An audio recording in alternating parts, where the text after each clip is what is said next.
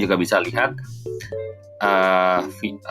compile Vega-nya seperti apa, supaya kalau misalkan kita mau cobain di Vega editornya kayak gimana, itu juga kita bisa bantu ya untuk lihat detailnya seperti itu. Nah, setelah itu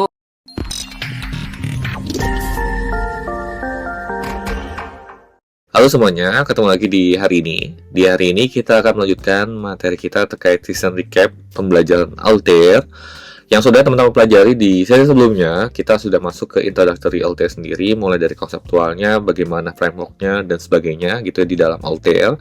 Di sesi kali ini kita akan banyak exercising menggunakan Altair dari sisi codingannya. That's why aku bagi 3 sesi yang akan teman-teman pelajari terkait Altair. Di sesi pertama, apa aja yang teman-teman pelajari? Di antaranya yaitu basic visualization itu sendiri, menggunakan Altair itu seperti apa, memulai codingannya, terus kita inject sebuah data di dalam Altair, dan seterusnya yang akan kita bahas. Di sesi kedua, kita akan masuk ke scatter and bar chart menggunakan Altair. Di sesi ketiga adalah line dan area chart menggunakan Altair. So, teman-teman bisa stay tune dari awal sampai akhir dari video ini supaya teman-teman bisa mendapatkan hal penuh dalam pembelajaran Altair itu sendiri. Oke, nggak usah berlama lagi, mari kita coba explore. Untuk sesi kali ini, kita explore. Oke, kita akan mulai dari sesi 1 basic visualisasi. Di sesi kali ini, aku akan share ke teman-teman mulai dari bagaimana membangun sebuah visualisasi sederhana, line chart, dan sebagainya di dalam Altair. Jadi teman-teman bisa saksikan sampai akhir, karena sesi kali ini akan menjadi foundation buat teman-teman bagaimana mengutilize Altair sendiri. Yuk kita cek. Oke, ini adalah tampilan dari kita di sesi kali ini, pembelajaran Altair. Jadi kalau misalkan sesuai definisinya adalah Altair adalah Statistical Visualization for Python. Gitu ya. Dia menggunakan API yang tersedia di Vega Lite. Nah, kalau berbicara Vega Lite itu isinya adalah high level dari interaktif grafik gitu yang tersedia di sini gitu ya. Jadi di sini teman-teman bisa lihat bahwa ada beberapa contoh dalam membangun sebuah visualisasi karena dia based on JSON gitu ya. Jadi kalau JSON ini kita copy ya, contoh ya ini, terus ke Vega Editor, ini di sini. Dia itu bisa menghasilkan sebuah grafik. Jadi dia memang based on API, yang API-nya itu disimpan dalam bahasa deklaratif JSON syntax gitu ya, untuk membangun sebuah visualization. Nah, kalau misalkan kita berbicara mau nulis kayak gini kan bingung ya. Kayak misalkan datanya harus ditulis, terus ada URL dan sebagainya gitu ya. Nah, Altair itu sendiri yang ngebantu untuk ngebentuk si JSON ini supaya langsung bisa dirender di Vega Lite-nya itu sendiri seperti itu. Jadi Altair ini adalah salah satu platform yang ngebantu dalam meng-create Python API untuk statistical visualization dengan Vega Lite itu sendiri seperti itu ya. Nah, di sini kita akan coba berkenalan dengan Altair sendiri gitu ya, dari pengertiannya gitu ya, terus sama masuk dari contoh-contohnya ya. Nah, Vega Lite ini adalah di sini udah ada penjelasannya adalah describe visualization as mapping from data to properties graphical marks ya. Ada point and bars and it automatically produce visualization component including access, region, and scale gitu. Ini berbeda dengan Matplotlib. Kalau misalkan Matplotlib itu kita harus define masing-masing di dalam variabel. Nah, kalau di Altair ini cukup gampang gitu ya. Kita buat satu variabel itu untuk semuanya. That's why dari Altair ini dia akan create namanya JavaScript Object Notation atau JSON untuk melakukan visualisasi data itu sendiri seperti itu. Nah, ini contoh quick Altair example-nya. Jadi teman-teman, yang pertama sudah pasti jangan lupa install Altair kalau belum gitu ya. Kalau udah install Altair-nya itu, jadi bisa tulis pip install Altair. Nah, kalau udah terinstall, dia akan muncul kayak gini, versinya berapa, seperti itu ya. Di sini kita import Altair-nya, terus Altair underscore version untuk menghasilkan version dari Altair-nya ini sendiri, seperti itu. Nah, terus buat nyobain Altair-nya sendiri, kita bisa bikin import Altair di sini, ya. Terus kita pakai dataset yang sudah tersedia di Vega itu, ya, tinggal from Vega dataset, import data. Nanti kita ngambil data cars. Nah, kalau misalkan kita contohin data cars itu isinya apa, kita coba lihat dulu di sini. Kita ini dibuka. Nah, sini, oke. Nah, kita lihat cars. Nah, ini adalah data cars yang berisikan kolom name, miles per gallon, cylinder, sampai origin di sini. Nah, kemudian kita akan coba buat visualisasi ini dengan sumbu X-nya adalah horsepower, gitu ya. Y-nya itu adalah miles per gallon, gitu ya. dan ada colors warnanya berbeda, itu dari originnya ya, USA, Europe dan sebagainya. Nanti dia akan ngevisualisasi seperti ini. Kenapa dia bisa ngebentuk seperti ini? Karena kalau misalkan teman perhatikan dalam penulisan di Altair, dia itu ada tulisan kayak marks circle, jadi dia akan ngebuat circle yang mana ini artinya adalah dalam bentuk scatter plot gitu ya. Dia ngebuat scatter plot dengan X-nya horsepower, Y-nya itu miles per gallon-nya. Nah, di sini color-nya origin. Nah, bisa kita lihat ya, ada Europe, Japan, US. Nah, ini kita juga bisa lihat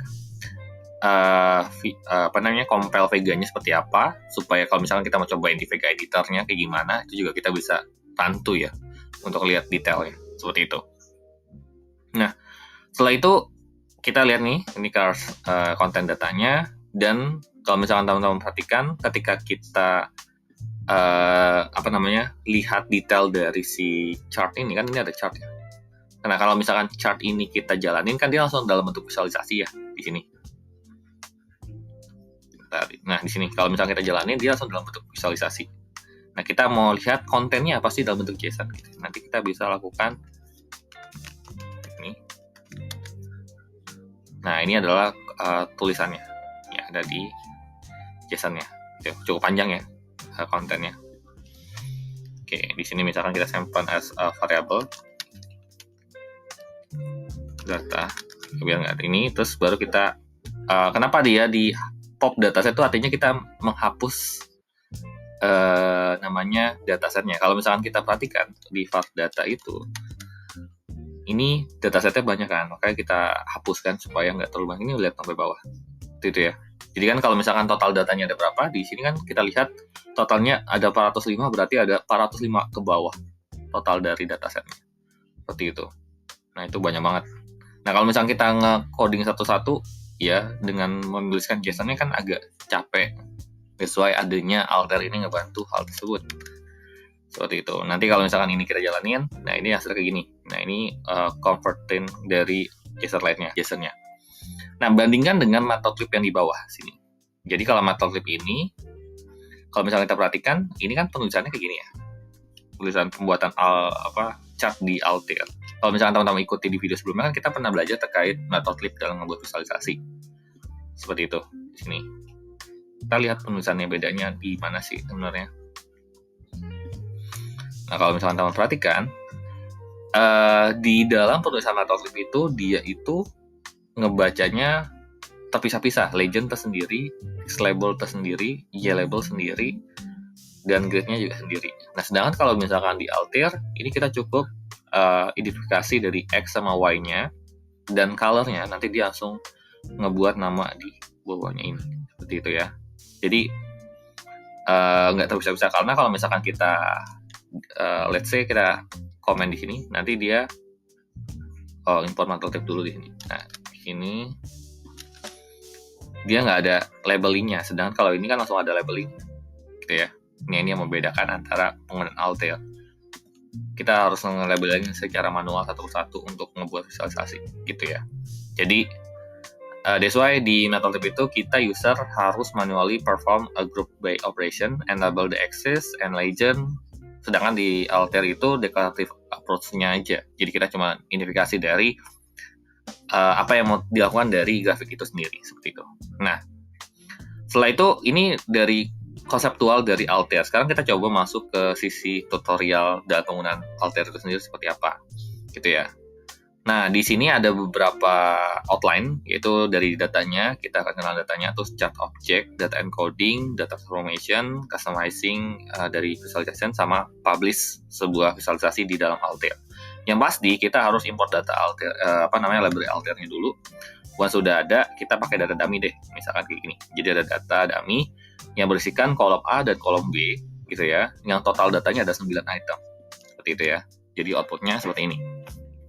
Jadi ada C, ada D, sama E, gitu ya.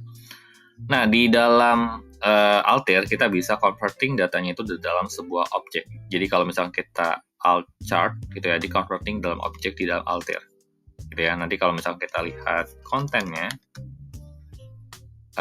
dia harus di dalam validate-nya harus di false. Karena kalau misalkan berbicara chart, sedangkan ini bukan chart, ini issue. So kita harus converting gitu ya ke dalam bentuk validate-nya dihapus. Jadi kita hapus validate-nya. Ini kan validate-nya true, jadi kita tambahin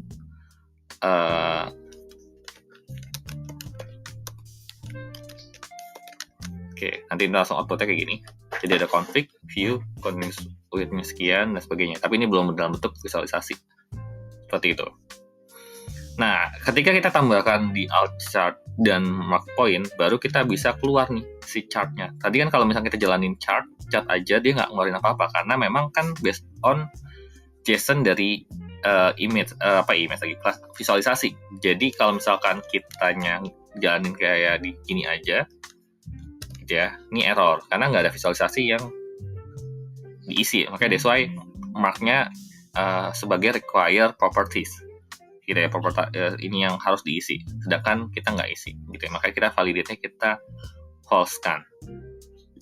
Nah, once sudah ada representatif dari marknya, baru dia bisa nge-show gitu ya. Nah, lihat bedanya antara yang di atas sama yang di bawah. Kalau di bawah itu udah tertulis marknya itu adalah tipe datanya point, sedangkan di atas itu nggak ada, seperti itu. Oke, di sini kita juga bisa mengencode konten dari yang ada di dalam Altair, gitu ya. Misalkan kita mau Y-nya itu ngambil yang kolom A, gitu ya. Jadi nanti ntar ada Y di kolom A. Ini A, terus kolom A-nya itu apa aja, gitu ya. Nah, lihat isinya bedanya di sini ada mark tag point-nya seperti itu, terus encoding-nya kita ambil Y, ininya field-nya A, tipenya nominal. Seperti itu. Oke. Nah, sekarang pertanyaannya adalah bisa nggak sih kita ganti tipe data dari konten dari Y-nya itu sendiri? Bisa, karena berbicara dari Altair itu dia punya 4 encode kategori tipe data. Jadi ada Q itu kuantitatif, N itu nominal, terus O-nya ordinal, T itu temporal. Nah, ini ada pengertiannya. Kuantitatif itu numerical, nominal itu name, unordered, categorical, ordinal itu ordered, categorical, dan temporal itu date. Maksudnya kita simpan. Nah kita nah ini berubah ya, jadi ordinal. Tadi nggak ke-show, tetap nominal karena ininya di sini ya tetap masih nominal gitu ya. Jadi karena tadi kita change value-nya A-nya itu kita encode jadi ordinal, dia langsung converting di tipe datanya jadi ordinal, seperti itu. Nah, ini berlaku juga yang sama kayak gini. Misalkan kita lihat dari sini, kita misalkan kata ganti di sini adalah chart, gitu ya. Terus kita to dictionary dari chartnya itu sendiri. Oke. Nah, di sini kita lihat yang B itu adalah kuantitatif, yang A itu adalah nominal. Misalkan kita mau ganti A itu aku maunya ordinal, ya. Terus yang ini juga nominal, misalkan kayak gini.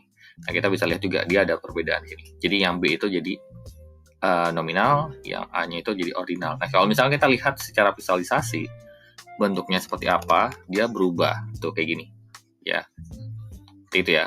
Nah, namanya kan si kolom B-nya itu adalah nominal. Nah, namanya nominal itu kan dia tidak memandang sizing. Jadi ya udah, kalau misalnya kita ubah dia dalam bentuk kuantitatif, dia langsung disesuaikan sesuai sizingnya. Jadi kayak 0 ke 1 kan jaraknya 1 kan, dan seterusnya. 7 ke 8 jaraknya 1. Seperti itu. Nah, itu kalau berbicara terkait marknya itu adalah point. Sebenarnya di dalam Altair, mark itu bisa apa aja, nggak cuma point. Jadi teman-teman bisa isi kayak misalkan mark bar, itu buat nampilin bar kayak gini. Dan lain sebagainya, ada area, ada circle, ada line, point, rule, square, text, dan tick. Itu how we create visualisasinya di dalam Altair itu udah tersedia. Jadi metodenya ini teman-teman tinggal nambahin. Secara kunci sebenarnya kan gampang ya. Sebenarnya kita identifikasi data yang dipakainya apa, terus mau divisualisasinya bentuknya apa, terus dari visualisasi tersebut mau visualisasi apa. Nah, di sini enaknya itu kita bisa langsung menghitung sebuah rata-rata juga, aggregation di dalam Altair. Contohnya misalkan kita punya data di sini, terus kita punya mark point, terus kita encode X-nya ambil rata-rata. Jadi dia langsung ambil nih yang C rata-ratanya berapa, seperti itu.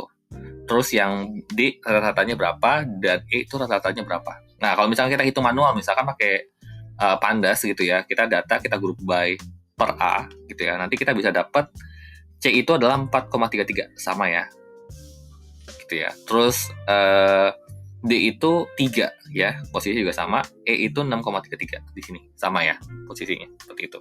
Jadi itu ngebantu banget buat teman-teman nggak sulit untuk menuliskan detailing dari dataset yang teman-teman miliki. Dan nggak cuma mark point doang, teman-teman juga bisa pakai markbar untuk ngevisualisasi dan lain sebagainya. Di sini ada banyak seperti itu. Oke. Nah, di sini kita lihat. Jadi nanti ntar dia ada muncul nih di JSON-nya agregat min, gitu ya, fieldnya B, type-nya kuantitatif. Seperti itu. Y-nya itu field, A, type-nya nominal.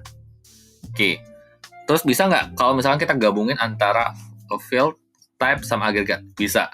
Jadi kita ambil rata-rata gitu ya, terus mau tipe datanya jadi kuantitatif. Nah, itu kita atur kayak gini juga bisa, seperti itu. Jadi kita bisa langsung identifikasi di dalam ininya main B, terus kita mau dia itu di converting sebagai bentuk kuantitatif, seperti itu. Yang pasti teman-teman ketika melakukan aggregating itu pastikan tipe datanya sesuai. Namanya kalau misalkan average itu kan harusnya dilakukan dengan data numerikal, jadi jangan sampai datanya nominal gitu ya, biar nggak miss. Nah, terus juga bisa kayak gini, kita bikin X di mana agregat dari yang kolom B tipe datanya kuantitatifnya. Caranya bisa sama kayak gini atau bisa cara yang di bawah. Nah, itu lebih nyaman yang mana? Begitu. Jadi ya, dalam ngebuat visualisasinya. Kemudian kita mau customizing dari visualisasi kita gitu ya. Misalkan mau ditambahin title kayak gini. Nanti ntar ada kayak ini, mean of quantity B gitu ya, dari datanya, seperti itu. Atau kayak gini, warna, ya kita bisa atur. Kalau warna mainnya di mark ini ya, diisi di sini. Nah, ini kalau misalnya kita mau bikin title di bawahnya, mean of quantity B. Dan kalau misalkan kita mau lihat posisi ini kan, kalau misalkan ini kan adalah 300, 600 lah ya. Terus kita mau ganti ukurannya, kita tinggal kasih width 400, height-nya 300. Nanti lebih gede lagi, seperti itu. Ya beda ya antara yang di atas sama di bawah, karena memang ini default-nya berapa, sedangkan ini udah kita bisa atur scoring-nya berapa, gitu ya. Oke, itu converting dari data tersebut dalam bentuk JSON udah kayak gini. Dan kalau misalnya teman-teman mau cari detail dari alter, itu bisa kayak gini. Nanti ada detailnya di dalam membangun sebuah chart, itu harus ada datanya gitu ya, encodingnya apa, marknya apa, width, height-nya berapa kalau misalkan ini gitu ya. Nah, data itu adalah sebuah objek yang dari source-nya itu kita miliki seperti apa, mark itu kita mau visualisasi bentuknya apa, encodingnya itu facet dari encodingnya itu sendiri gitu ya. Jadi ada X-nya apa, Y-nya apa, dan seterusnya. Seperti itu. Background dari sisi warna dan seterusnya ada di sini. Dan kalau misalkan mau publish dari visualisasi yang kita miliki dari chart yang tadi nih, misalnya kita ada chart yang ini kan ada chart ini kan CDE, terus ada average of B-nya.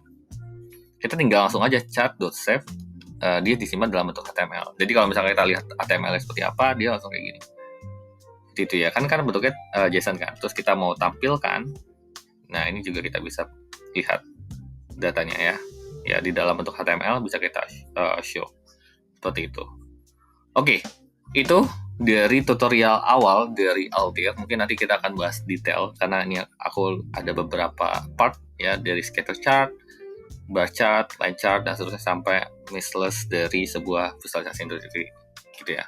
Setelah mengenal dari basic visualization, kita harus melihat bagaimana mengutilize dari Altair itu nggak cuma dari sisi basicnya aja, tapi bagaimana kita bisa melihat dari perspektif membangun sebuah scatter dan bar chart. Karena memang berbicara scatter dan bar chart itu ada dua variabel yang harus kita define ya. Kalau scatter itu kan kita harus define dua variabel, yaitu data numeriknya, misalkan umur dan berat badan gitu. Misalkan salah satu, dua-duanya kan numerical ya. Nah, kita mau bikin distribusinya, persebarannya seperti apa, itu kita bisa menggunakan scatter plot. Dan kita juga bisa menggunakan bar plot untuk membangun sebuah perbandingan diferensiasi dari masing-masing categorical. Nah, itu teman-teman bisa utilize juga. Di sesi kali ini kita akan kulik lebih detail di sesi kedua. Yuk kita cek. Oke, ini adalah halaman Jupyter Notebook yang aku gunakan di sesi kali ini. Nah, aku akan bagi dua. Pertama kita akan belajar terkait scatter plot dulu, baru kemudian kita akan masuk ke bar plotnya, gitu ya. Nah, memulai dari pembelajaran scatter, gitu ya. Pertama kita harus siapin dulu datasetnya. Datasetnya kita menggunakan data dari Vega juga, gitu ya. Cuman kita ambil dataset cars di sini ya. Jadi teman-teman bisa ikutin. Jadi import altair as alt, terus Vega dataset import data, nanti cars sama dengan data.cars, gitu ya. Terus car head-nya di sini isi datanya kayak gini. Pastikan isiannya sama ya kayak gini. Nah, kalau udah, kita akan mengerjakan beberapa part. Nah, ya udah ada, yang tinggal kita jalankan. Pertama, kalau misalkan kita berbicara membuat scatter chart, itu kita akan memastikan pengisiannya itu dimulai dari mengambil datanya apa, terus apa yang mau kita visualisasi. Karena kan kita bentuknya scatter, berarti kan bentuknya poin-poin. Berarti kita harus pakai mark point di sini. Seperti itu. Nah, aku coba run through perlahan-lahan ya di sini. Jadi kita ngambil mark point dulu, nanti dia outputnya seperti ini. Baru titik 1. Karena apa? Karena belum ditentukan distribusi dari data yang mau disampaikan. Nah, misalkan kita mau ambil si horsepower di sini, gitu ya, ataupun bebas lah ya, silinder, displacement atau dan sebagainya. Misalkan kita bisa menggunakan encode, gitu ya, encode di sini. Nah, kita tinggal tentuin x-nya apa, ya, x-nya misalkan kita mau pakai displacement, ini ya, misalkan di sini. Oke. Nah, kalau udah, kita tinggal jalankan. Nanti dia akan menampilkan distribusi dari satu sumbu. Karena kan kita belum bikin dua sumbu nih, baru satu sumbu x yang displacement-nya ini, yang dari angka terkecilnya kisaran di 60-an sekian sampai di 452-an sekian, gitu ya. Nah, ini adalah namanya dot chart, gitu ya. Nah, berbicara di scatter chart, itu berarti kan kita harus punya dua sumbu kan, gitu ya. Sumbunya harus keduanya adalah numerik. Kenapa? Karena scatter chart itu identik dengan dua numerik yang divisualisasikan. Jadi kita harus memvisualisasikan sumbu X dan sumbu Y-nya itu dalam bentuk numerik. Misalkan kita mau milih displacement dengan horsepower. Berarti kalau misalkan kayak gitu tinggal kita ganti Y-nya di sini. Gitu ya. Ini kita ganti horsepower. Seperti itu misalkan kayak gini ya. Nah, nanti dia ada mulai terbentuk scatter chart-nya. Cukup mudah kan? Jadi kalau misalnya mau bikin scatter chart itu mark point, encode, X-nya apa, Y-nya apa, gitu ya. Nanti ntar langsung jadi kayak gini. Seperti itu. Nanti kalau misalkan mau ditambahin interaktif, di sini ada tinggal pakai dot. Nah, gini. Nah, ini sebenarnya bisa di viewing. Ini karena kebetulan di Jupyter Notebook yang nggak bisa diklik-klik, jadi ya dia nggak bisa ke show gitu ya. Nah, tapi dia bisa kayak gini. Ya, cuma terbatas buat geser kanan geser kiri aja. Betul. Dan sebelumnya kan nggak pakai interaktif. Kalau pakai interaktif, dia itu cuma kayak gini aja tuh. Kita nggak bisa gerakin si visualnya. Gitu ya. Ini bedanya. Ntar kita pakai interaktif dan pakai interaktif. Kalau pakai interaktif kita bisa gerakin ininya, chartnya, gitu. Oke. Nah, ini aku udah dicontohin di bawah ada dot chart kayak gini ya. Ini kalau horsepower, interaktif chart ini kayak gini. Nah, kalau misalkan mau buat bubble chart, jadi ada 3 legend gitu ya. Jadi ada horsepower, miles per gallon, terus ada lagi misalkan kita mau tambahin bubble-nya, bentuknya lingkarannya dari chart-nya itu sendiri. Nah, itu bisa pakai tinggal tambahin size aja di sini. Nanti size-nya itu akan menjadi legend baru, acceleration ya di sini. Yang penting dari tipe datanya numerik juga, pastikan itu ya. Nah, ini kita bisa langsung ke show bentuknya seperti ini. Jadi dia akan nge-create bubble chart seperti ini. Jadi teman-teman bisa ganti di encode-nya, X-nya apa, Y-nya apa, size-nya apa, seperti itu. Nah, kemudian kalau misalkan kita mau main dari sisi warna gitu ya di sini, gitu ya. Di sini kita bisa atur warnanya, color-nya gitu ya, color-nya origin dan shape-nya itu origin. Jadi nanti dia shape-nya itu terkait dari kolom kategorikal. Jadi origin sama color ini dipengaruhi oleh kolom kategorikal. Misalkan tadi kan kalau misalkan di atas, kalau bar chart itu kan based on dari data numerik gitu ya. Nah, colornya ini kita mau bikin based on dari kategorikal yang kita miliki. Seperti itu. Jadi kita bisa tambahkan di sini, misalkan kalau ininya aku delete kayak gini aja. Dia itu cuma warna origin. Nah, origin itu kan sebenarnya kalau kita perhatikan di sini, ini ada USA ya, ada Japan sama Europe. Jadi dia cuma menampilkan 3 warna aja. Jadi kalau misalkan kita punya banyak, kayak misalkan pakai name ya, misalkan pasti warnanya agak banyak. Nah gini, warnanya banyak banget kan. Gitu. Jadi itu penting. Jadi kalau misalkan teman-teman mau ini, pastikan kategorikalnya jangan terlalu banyak untuk di show. Oke ya, ini origin lagi. Terus masuk tadi dengan shape-nya ya. Shape-nya juga kita bisa pakai origin. Gitu ya. Jadi dia akan shape-nya ada berbeda. Lingkaran, segitiga, sama persegi. Gitu ya. Oke, di sini kalau tadi di sini kan pakai mark point nih. Nah, kita mau bikin circle sketcher chart itu tinggal diganti aja mark circle. Jadi kalau misalnya teman perhatikan antara yang di atas ya, ini kita gunakan yang sama. Coba ya, kita doing same things tapi kita nggak pakai circle tapi pakai point. Lihat perbedaannya. Nah, kalau misalnya teman perhatikan, lihat perbedaannya. Kalau misalkan yang circle, yang dotnya ini ya, kita interaktifin aja lah ya keduanya. Nah, kalau misalkan kita perhatikan ketika kita zoom ya, ini zoom. Dotnya ini dia tidak ada putih ya di tengahnya. Kalau ini kan ada putihnya nih. Ya. Nah, ini kalau misalkan kita perbesar nih ya, ada putihnya ya tengah-tengahnya dari lingkarannya. Nah, ini yang membedakan antara circle dan si point. Nah, teman-teman boleh memilih mana yang disukai, karena kalau misalkan kita mau pakai bubble chart, supposed to be harus pakai mark point supaya nggak tenggelam. Nah, coba bayangin ya kalau misalkan kita pakai circle sini, nah ini kan nggak kelihatan nih, jadi kayak numpuk gini. Jadi kita nggak tahu nih mana yang 0, 5, 10, 15, dan 20. Tapi kalau misalkan kita buat point, ini berguna nih untuk di show seperti ini. Nah, gini ya kelihatan ya. Walaupun nanti ntar ada numpuk-numpuk juga, cuma maksudku masih bisa kelihatan nih, ini 10. Nah, ini berapa? Nih 15 dan seterusnya. Gitu ya. Tapi kalau misalkan teman-teman memperhatikan tekstur dari grafiknya, ya kita bisa pakai circle juga di sini. Nah, ini juga bisa juga nggak cuma circle, square gitu ya. Ini hal yang sama, cuma aku ganti di sininya yang mark circle, di sini jadi mark square. Nah, yang di visualnya adalah kalau tadi sebelumnya ada lingkaran gitu ya di sini. Yang di sini adalah square, kotak-kotak gitu ya. Seperti itu. Jadi nanti dia nge-show-nya kotak-kotak di sini ya dari datanya yang kita miliki. Terus juga bisa juga teks gitu ya. Nah, teksnya gimana? Jadi nanti ntar informasi kayak teksnya isiannya apa itu akan ke-show di sini. Nah, kalau ini nggak di-initiate ya, contoh ya, teks ini nggak di-initiate. Nah, ini nggak akan muncul visualnya. Jadi kalau misalkan teman-teman mau menggunakan max text gitu ya, ini harus diinisiasi dari teksnya. Jadi supaya teksnya muncul. Jadi Japan, Europe, USA, dan seterusnya itu muncul. Cuman kalau misalkan menurutku, ketika menggunakan scatterplot dan pakai seperti ini, itu akan membingungkan karena terlalu banyak tulisannya dan agak memusingkan pastinya. Pastikan teman-teman bisa milih entah pakai square, atau pakai circle, ataupun pakai point. Kayak ada beberapa pilihan gitu ya. Terus ada tick.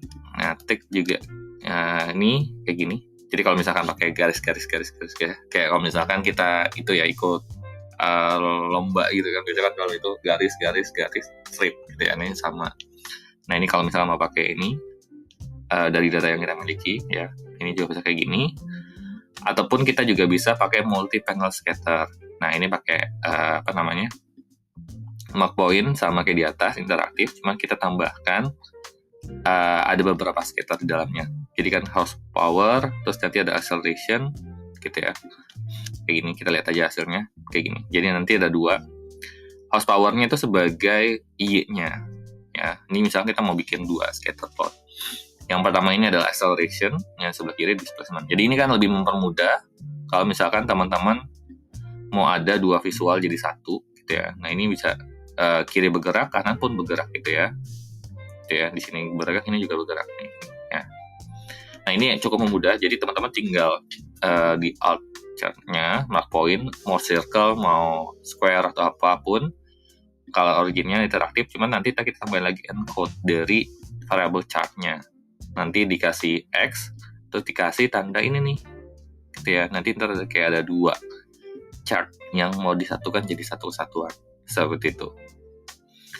Terus ini kalau misalkan kita mau ada banyak, gitu ya, visualnya ada banyak. Kalau tadi kan cuma dua nih.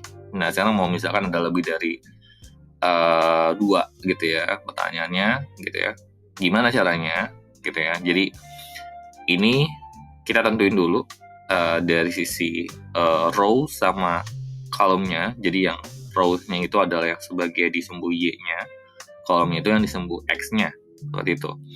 Nah di sini alt chart, datasetnya, chartnya itu mark point gitu ya, terus encode. Nah ini kita inisiasi nih, kita akan nge-repeat dari kolom sama row. Colornya itu origin, tipe datanya kuantitatif, propertize-nya kita bagi 4, jadi 250, repeat-nya yang di-repeat apa? Nah, kita masukin variable row. Nah, sebenarnya ini sesuai di sini ya. Jadi kalau misalkan kita inisiasi di sini row, ini juga harus row. Tapi kalau misalkan kita inisiasi ini misalkan X gitu ya, di sini juga harus X gitu ya. Jadi teman-teman harus pastikan ininya sama. Termasuk yang di atas gitu ya. Nah, di sini kita repeat-nya apa? Oh, horsepower, miles per gallon, acceleration, displacement. Misalkan kalau misalkan kita cuma satu doang nih kayak gini, bisa nggak? Nah, ini bisa kayak gini. Karena kan cuma satu doang nih, gitu ya. Nanti kalau misalkan ada lebih dari satu, gitu ya, miles per gallon, apalagi misalkan dari datasetnya, kita lihat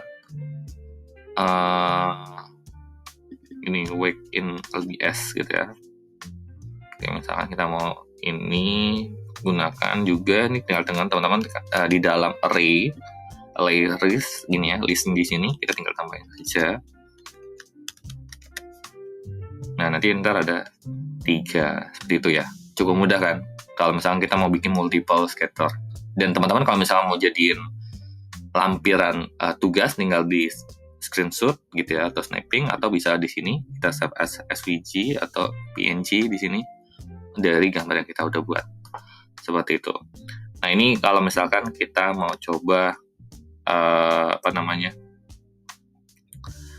ini sama kayak di atas, cuma nanti ntar ada brushnya gitu ya. Nah tapi ini udah depreciation ya dari metodologinya. Jadi ini bisa kayak gini ya, lihat bedanya sama yang di atas. Sebenarnya kalau misalkan kita lihat hampir mirip, nggak ada bedanya.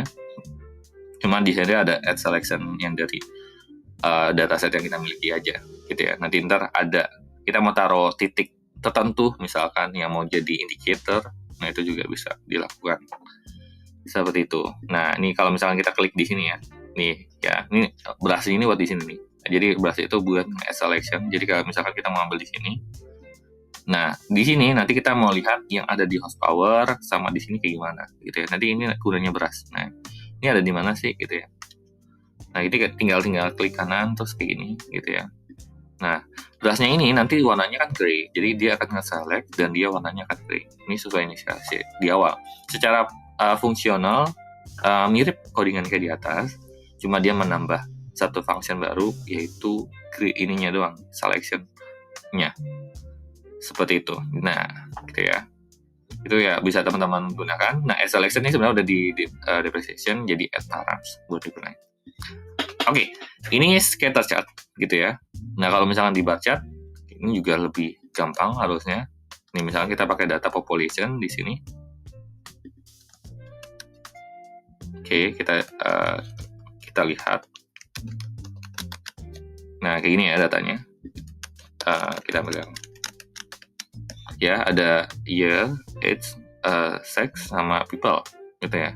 Misalkan kita mau bikin bar untuk some people, jadi tinggal masukin sama aja. Kalau misalkan ini kita langsung muncul single bar chart gitu ya. Ini kalau misalkan kita mau bikin multiple ada namanya sumbu X-nya dan Y-nya berapa, ya kita tinggal tambahkan kayak gini. Nanti dia akan bikin distribusinya, terus nanti ntar ada datanya seperti itu. Oke, di sini juga sama, misalkan kita punya dataset, ya di sini ada indeksnya, terus ada title dan sebagainya. Terus kemudian kita mau bikin warna-warna di sini. Nah ini caranya juga sama. Kalau tadi kan mark point, ya mark circle, mark square. Nah di sini kita pakai mark bar. Encode-nya X-nya tetap sama count. Ya ini title-nya, ya ininya title-nya juga color-nya based on dari title-nya sendiri. Seperti itu. Jadi kita menginisiasi title-nya dan kita colorin-nya based on title sebagai data nominal. Seperti itu ya. Oke.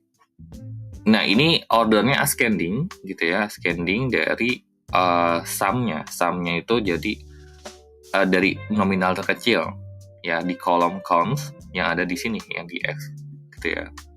Jadi kan dia akan count nih. Terus nanti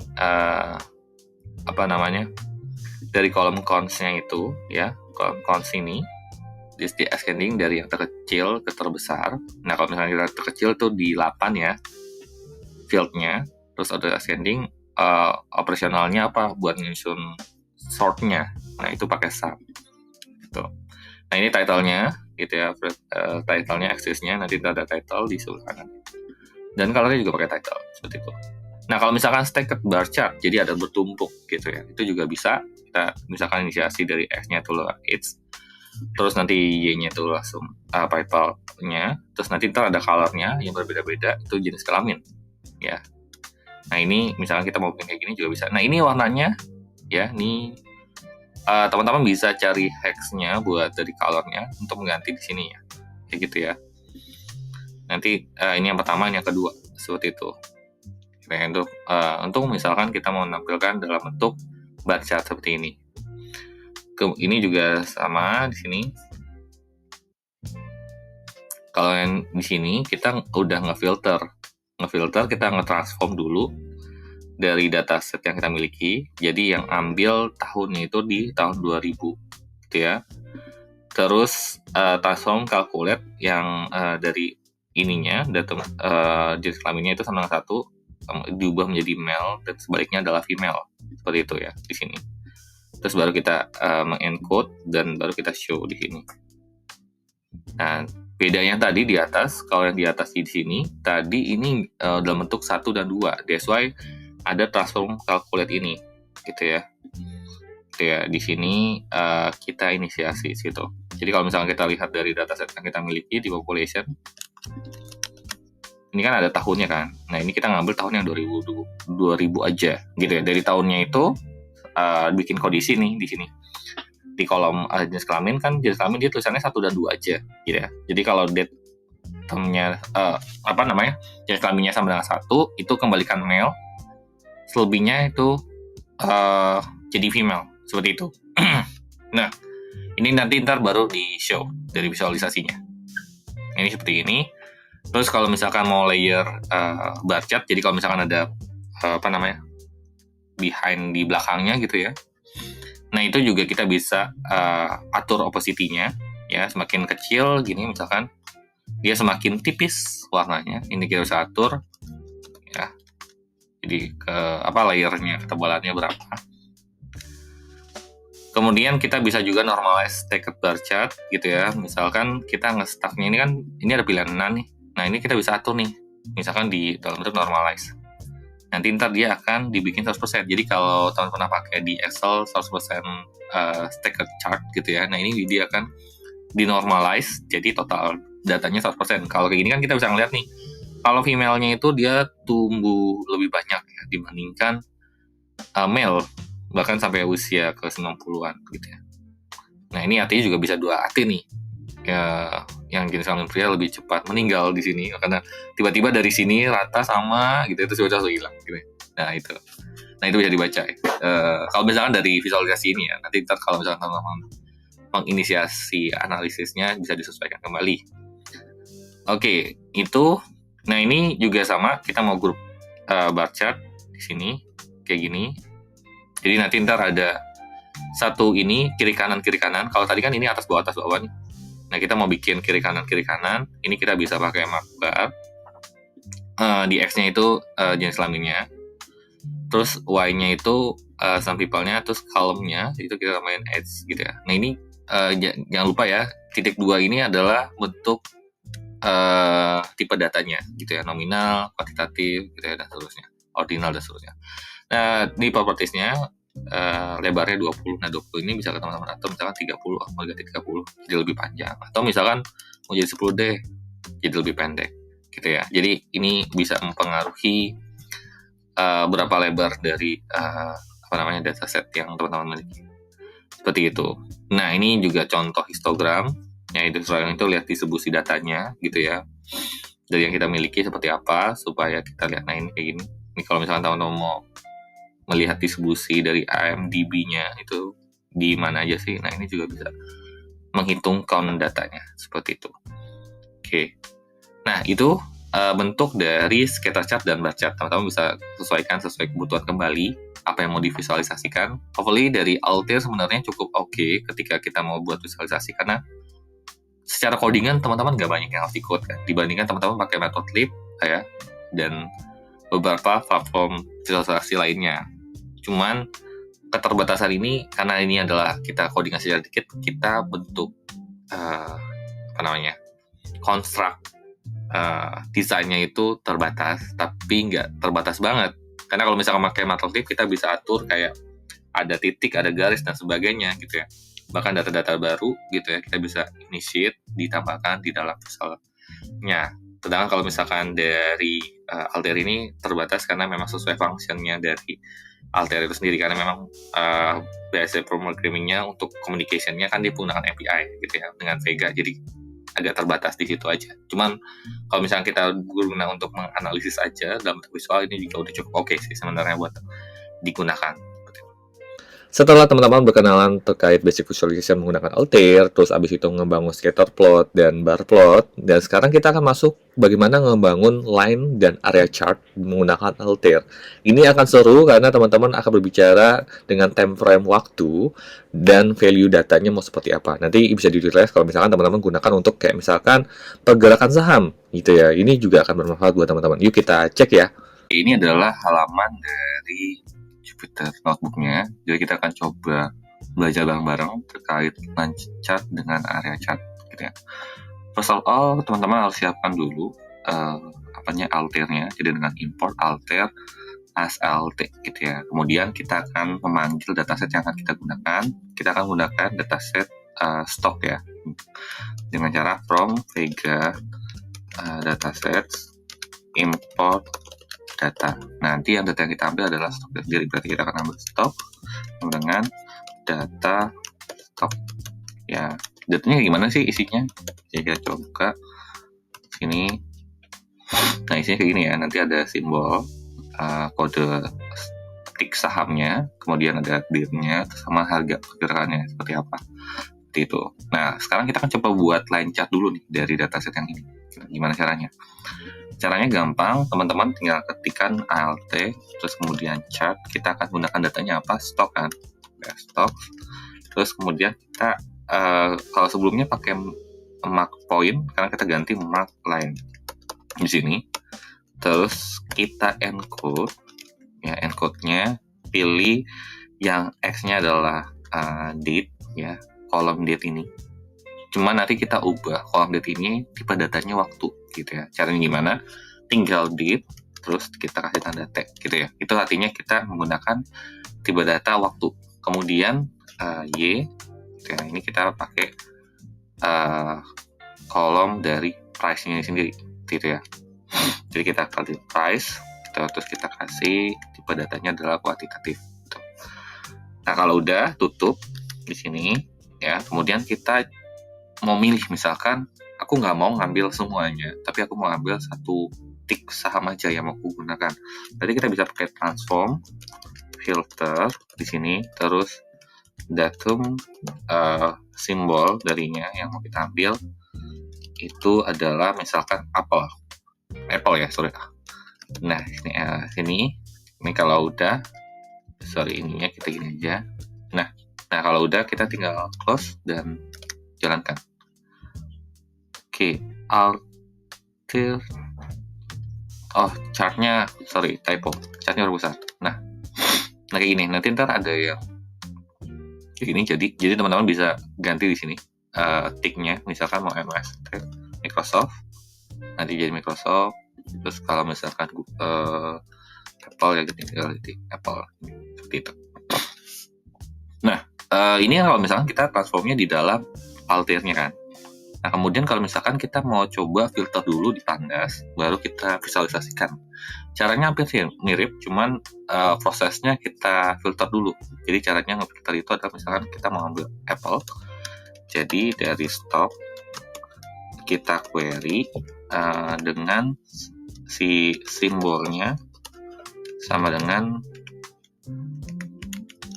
Apple gitu ya.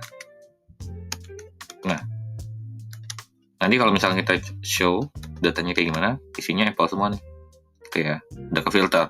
Nah, kalau udah tinggal kita lakukan yang sama, jadi ALT chart ya, dari chartnya itu terus di Apple kita tinggal mark line, kemudian kita encode, kita masukin X-nya date kan di date sini.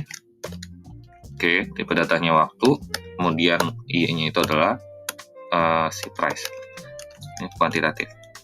Itu nanti kita udah tinggal jalankan.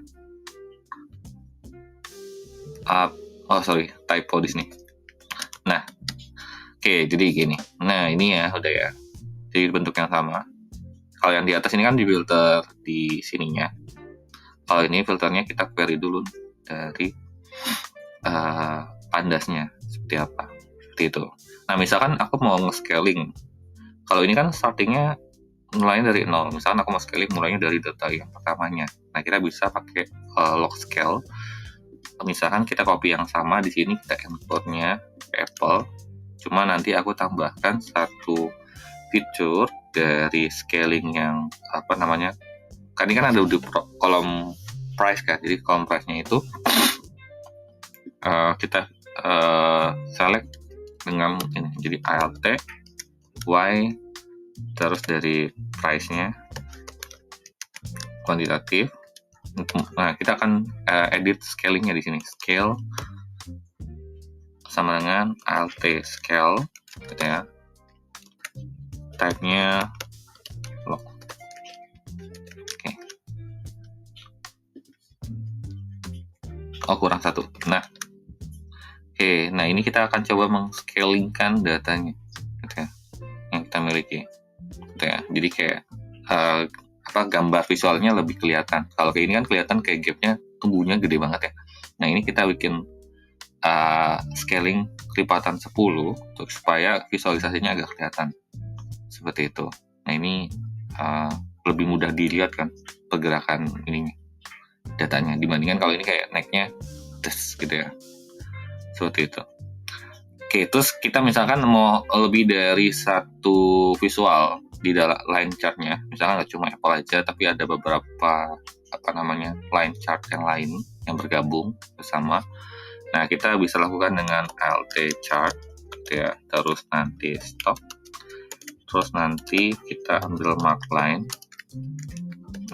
di sini, kemudian kita encode dengan X, itu kita sama kayak pakai kolom date, kemudian Y-nya itu adalah price ya, kemudian dari color-nya itu kita pakai simbol, jadi nanti ntar ada beberapa warna garis gitu ya. Terus stop, jadi nanti dia akan menampilkan semua stok saham yang ada di dalam dataset yang kita miliki. Nah, di sini ada Apple, Amazon, Google, sama IBM, dan MSFT gitu, Microsoft. Seperti itu. Kalau misalkan kita lihat pertumbuhan tertinggi itu warna merah itu Google ya, gitu ya. Google atau iya Google. Selebihnya tuh masih di ini Apple di sini kan. Ini Amazon, terus Microsoft ya cukup cenderung stagnan, terus IBM, ya sama lah. Nah itu kalau misalkan kita mau visualisasikan dari dataset semua yang kita mau show, seperti itu. Oke, sekarang kita coba mau menampilkan dengan grafik yang cukup custom, tapi kita pakai dataset yang lain, nggak pakai yang dataset yang stock. Kita pakai dataset driving, itu pakai data.driving, yang mana datasetnya kayak gini. Coba kita lihat dulu ya. Ini kayak gini. Ya, kalau misalkan teman-teman perhatikan pergerakan dari miles dan case-nya itu maju mundur ya. Ya kayak miles-nya sekian nih, segini, sekian turunin dia segini dan seterusnya lah. Nah, visualisasinya gimana sih jadinya? Nah, kita bisa pakai LT chart, driving gitu. Terus kita mark line, kita encode di sini LTX-nya dari miles. Kita scaling ya, LT scale. Jadi kita hilangkan zeronya, gitu. Zero dengan Oke. Terus kemudian LTI-nya kita pakai case. Scalingnya juga sama. Scale dengan LT scale 0 half. Oke. Terus kemudian kita order dari urutannya per tahun. Nah, ini udah order datanya kan. Ini udah ordering datanya. Jadi dari value ininya kita tambahkan order ini year ya, tipe datanya time. Nah, sini. Oke, di sini kita dari milesnya berapa itu udah ini. Ini kan bentuknya agak anomali ya kalau dibandingkan di atas ya. Di atas kan selalu ke kanan, nggak mundur ke belakang. Nah, ini ada mundur ke belakang. Nah, ini kita bisa gunakan. Nah, kalau misalkan let's say scale-nya kita nggak pakai. Oke, ini scale-nya kita pakai kayak gini aja. Nah, ini kayak gini. Jadi nolnya tetap ada. Teman perhatikan ya di sini. Kalau ini kan nolnya udah hilang kan. Gitu. Jadi dia menghilangkan scaling dari nol. Itu jadi gambarnya visualnya lebih enak untuk dibaca. Seperti itu. Terus kalau misalkan kita menambahin dot dari gambar ini, ya, ini kita tinggal copy aja dari sini. Terus ini kita assign ke variabel, misalkan ini base. Nah, ini. Jadi nanti itu ada dot dari dataset yang kita miliki. Jadi kan kalau tadi kan ini lainnya kayak gini doang. Sekarang kita mau tambahin setiap garisnya itu ada dotnya kan. Dot titiknya ini juga kita bisa tambahkan supaya bisa ke show seperti itu.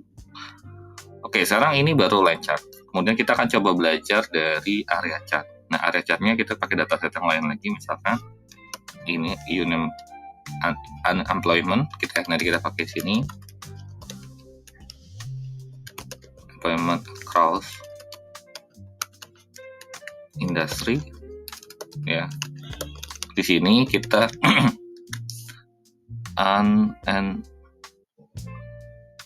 unemployed. Nah, oke, di sini ada datanya seperti ini ya. Nah, kayak ini ada government, tahun, bulan, count, rate, sama date gitu. Nah, buat simple area chart tuh sebenarnya gampang banget. Teman-teman tinggal gunakan ALT chart gitu ya. Terus uname-nya. Kemudian nanti kita tinggal, kalau tadi sebelumnya pakai mark line, kita ganti mark area. Ya, di sini kita ganti mark area terus kita encode di sini ya. Encode si X-nya itu misalkan kita mau ambil si kolom date. Jadi kita ambil date di sini.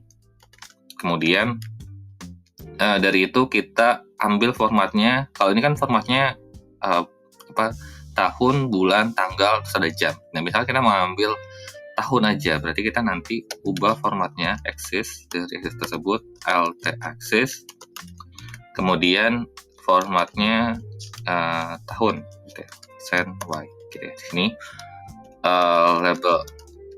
label angle-nya isinya 0, seperti itu. Oke. Nah, ini baru si LTX-nya, terus Y-nya itu adalah sum sum dari counting.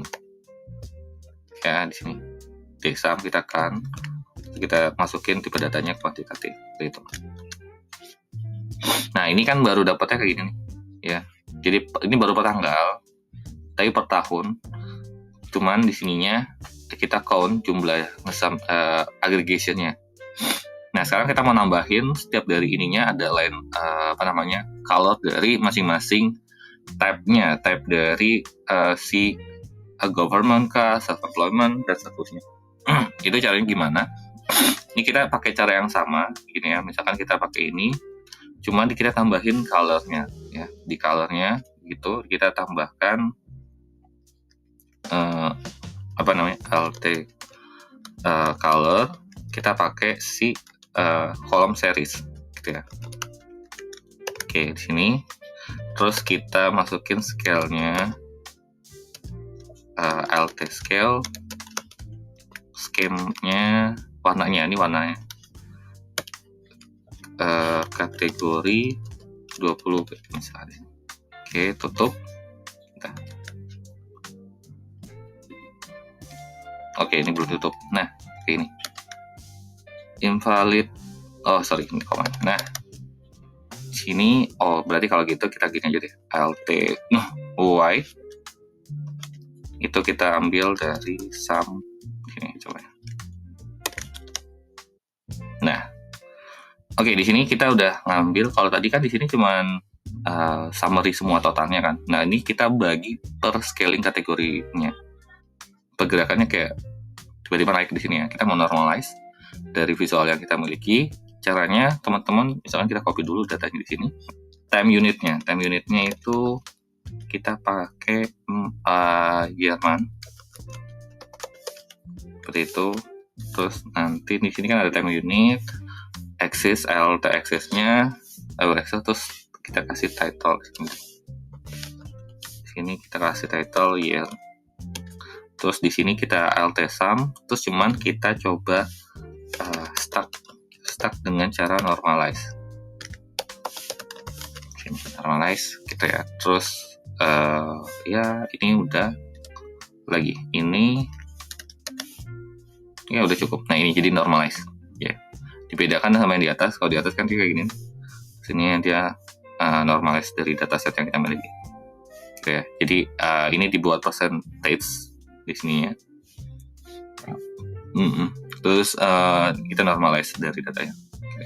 Seperti itu. Terus kita mau coba bikin pakai stream graph, itu juga bisa. Caranya kita copy lagi di sini. Terus stacknya kita kasih center. Nah, ini kayak gini. Jadi dia buat datanya itu, kalau tadi yang di atas kan ini percentage di normalize. Nah, ini kita bikin kayak dalam bentuk kayak. Nah, kalau misalkan ini bisa kita kayak hover untuk kayak bisa diklik-klik gitu ya. Itu kita bisa lakukan dengan color. Di sini LT color. Ya, opacity-nya. Jadi opacity-nya adalah LT condition. Jadi ini kalau diklik dia berubah warna dengan adanya hover. Bukan berubah warna sih. Jadi kalau misalnya diklik itu yang di highlight. Hover LT value gitu ya. Terus ininya masukin 1.0. Terus kemudian LT value 0,5 seperti itu. Oke, kemudian nanti di akhir kita tambah. Ini kan udah tutup kan, terus tutup lagi. Oke, di sini masukin properties. Di sini selection tambah dengan hover. Hover adalah LT selection single on mouse over. Oke, di sini tidak. Oke, ini ternyata errornya di sini nih kayaknya di selectionnya.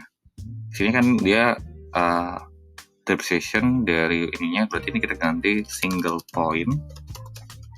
Oke ya. Terus dia juga sudah nggak gunakan selection kan, berarti dia pakai params yang terbaru, berarti nggak add params Di sini kita ganti hover. Nah, ini nanti bergunanya hovernya nanti bisa klik kayak gini, teman-teman, gitu ya. Jadi kayak gini, set, gitu ya, untuk di visualisasikan.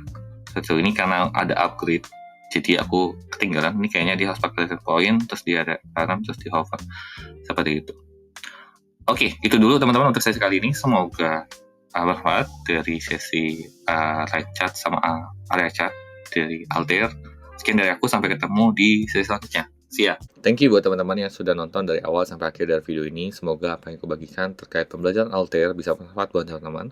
Kalau misalkan ada pertanyaan di sesi kali ini, boleh drop komen di bawah. Setiap hari Senin kita akan update terkait pembelajaran Excel gitu ya. Bagi teman-teman yang suka kulik-kulik Excel juga bisa stay tune di channel YouTube ini. Di Rabu ada Python, kita bahas dari sisi basic codingannya, implementasi, berbagai library yang bisa di-utilize dengan menggunakan Python. Dan di hari Jumat kita belajar terkait artificial intelligence. Di sini aku banyak bahas dari konseptual deep learning gitu ya. Bedanya dengan machine learning dan sebagainya itu juga aku bahas, termasuk bagaimana kita melakukan konektivitas dengan API AI yang sudah tersedia banyak yang bisa kita gunakan gitu ya. Oke, itu dulu untuk sesi kali ini. Sampai ketemu di sesi selanjutnya. See ya.